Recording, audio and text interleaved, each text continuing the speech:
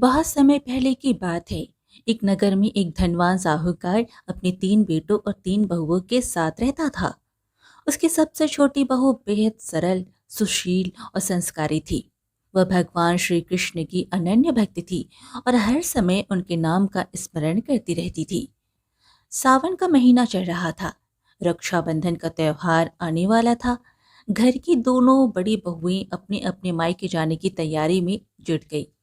वे सुबह जल्दी उठकर घर के सारे काम निपटाने लगी। छोटी बहू ने अपनी जेठानी से पूछा, दीदी, आज आप इतनी जल्दी जल्दी काम क्यों कर रही हैं? जेठानी ने कहा, कल रक्षाबंधन है। हम दोनों अपने अपने भाइयों को राखी बांधने मायके जा रही हैं। लेकिन तेरा तो कोई भाई ही नहीं है। तू क्या जाने भाई बहन के रिश्ते और रक्षाबंधन की खुशी के बारे में।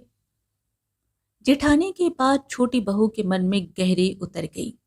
वह किसी से कुछ कहे बिना भगवान श्री कृष्ण की मूर्ति के सामने जाकर बैठ गई। उसकी आंखों से आंसू बहने लगे। वह हाथ जोड़कर बोली, हे कान्हा, अगर मेरा भी कोई भाई होता तो मैं भी आज अपने मायके जाती और उसे राखी बांधती। अगले सुबह रक्षाबंधन का पावन त्योहार था। तभी अचानक एक व्यक्ति साहूकार के घर आया। उसने साहूकार से कहा, मैं आपकी छोटी बहू का दूर का रिश्तेदार भाई हूँ। मैं अपनी बहन को रक्षाबंधन पर अपने साथ ले जाने आया हूँ। साहूकार के बेटे को कुछ संदेह हुआ। उसने कहा, लेकिन हमारी पत्नी का तो कोई भाई नहीं है। फिर आप कौन हैं? उस व्यक्ति ने रिश्ते के बारे में समझाकर उन्हें विश्वास दिला दिया।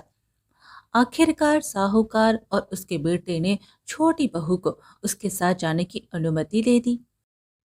लेकिन छोटी बहू के पति के मन में अभी भी संदेह बना हुआ था।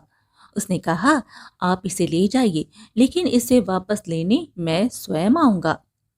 इस तरह छोटी बहू उस व्यक्ति के साथ चल पड़ी। रास्ते में छोटी बहू ने पूछा, भैया, आप इतने वर्षों तक कहाँ थे? आपने पहले कभी मुझे राखी बंधवाने के लिए क्यों नहीं बुलाया? उस व्यक्ति ने मुस्कुराकर कहा, बहन, मैं इतने वर्षों से 7 समुंदर पार एक दूर देश में कमाने गया हुआ था।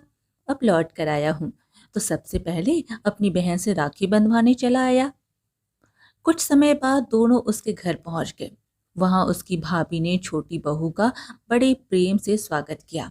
उसकी खूब खातिरदारी की गई और पूरे परिवार ने मिलकर रक्षाबंधन का त्योहार मनाया।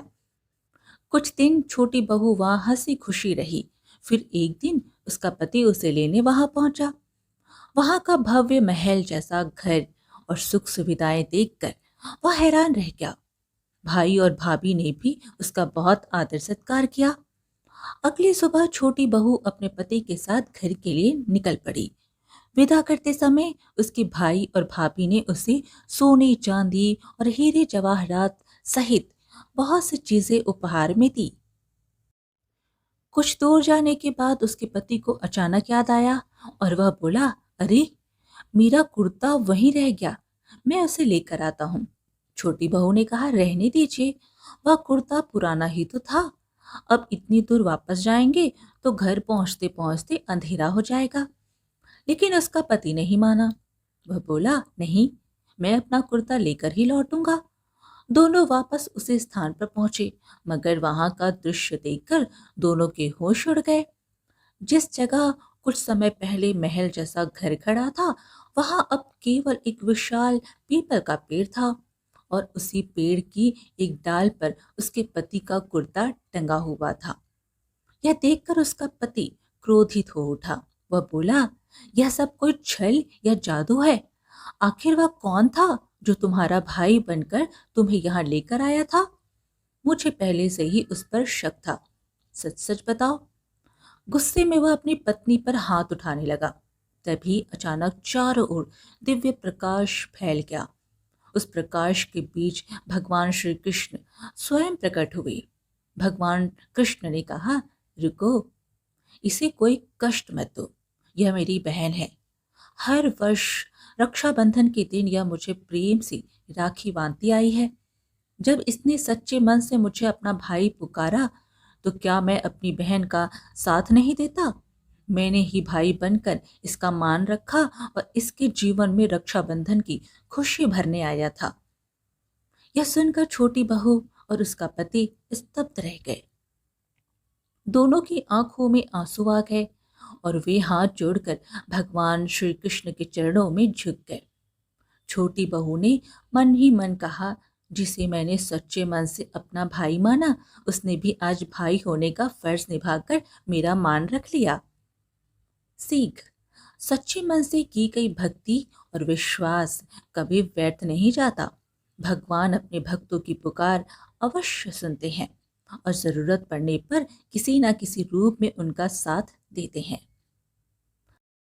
आप सभी को हमारी तरफ से रक्षाबंधन की हार्दिक शुभकामनाएं। दोस्तों, आज की कहानी कैसी लगी हमें ज़रूर बताइएगा और साथ ही ऐसी कहानियाँ सुनने के लिए हमारे चैनल को सब्सक्राइब कर लीजिएगा। धन्यवाद।